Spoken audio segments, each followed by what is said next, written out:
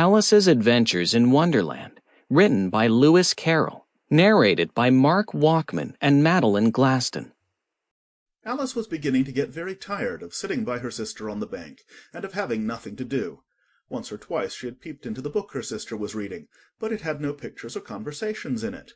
"And what is the use of a book," thought Alice, "without pictures or conversation?" So she was considering in her own mind, as well as she could, for the hot day was making her feel very sleepy and stupid, whether the pleasure of making a daisy chain would be worth the trouble of getting up and picking the daisies, when suddenly a white rabbit with pink eyes ran close by her. There was nothing so very remarkable in that, nor did Alice think it so very much out of the way to hear the rabbit say to itself, oh dear, I shall be late." When she thought it over afterwards, it occurred to her that she ought to have wondered at this, but at the time it all seemed quite natural.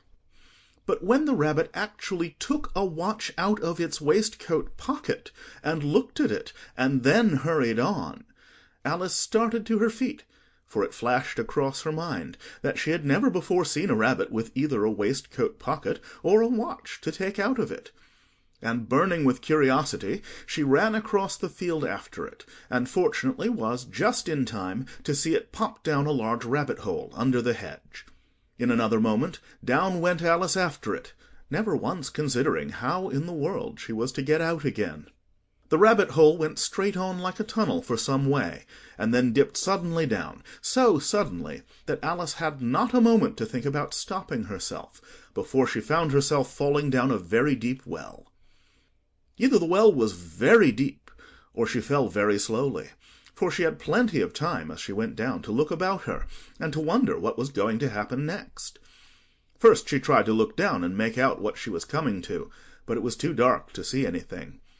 Then she looked at the sides of the well, and noticed that they were filled with cupboards and bookshelves. Here and there she saw maps and pictures hung upon pegs. She took down a jar from one of the shelves as she passed. It was labelled orange marmalade, but to her great disappointment it was empty. She did not like to drop the jar, for fear of killing somebody, so managed to put it into one of the cupboards as she fell past it.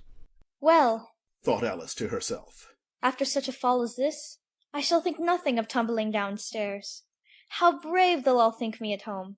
Why, I wouldn't say anything about it, even if I fell off the top of the house." Which was very likely true. Down, down, down. Sample complete. Ready to continue?